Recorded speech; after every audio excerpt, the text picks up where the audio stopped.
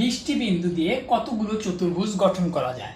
আমরা জানি যদি একটা চতুর্ভুজ আঁকি, এটা যদি একটা চতুর্ভুজ হয় তাহলে এর 4টা বিন্দু লাগছে একটা চতুর্ভুজ অঙ্কন করতে। এখন বলছে হচ্ছে 20টি বিন্দু দিয়ে কতগুলো আঁকা যায়। তো আমরা সমাবেশের ভিতরে দেখছি না যে 7টা অক্ষর থেকে 3টা অক্ষর নিয়ে কতভাবে গঠন করা যায়। তো এই বিষয়টাই আমার এখানে আসবে। তো এখানে আমার হচ্ছে 20টা থেকে প্রতিবার যেহেতু 4টা লাগে একটা চতুর্ভুজ অঙ্কন করতে, তাহলে 4টা নিব।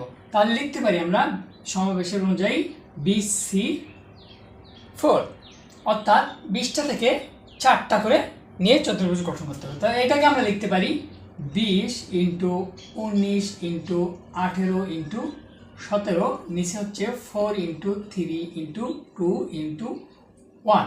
এখন আমরা যদি 6 দিয়ে 18কে কাটাকাটি যায় 6 বার, আবার 2 দিয়ে 6 এর ভিতরে কাটাকাটি যায় 3 বার, আবার 4 দিয়ে 20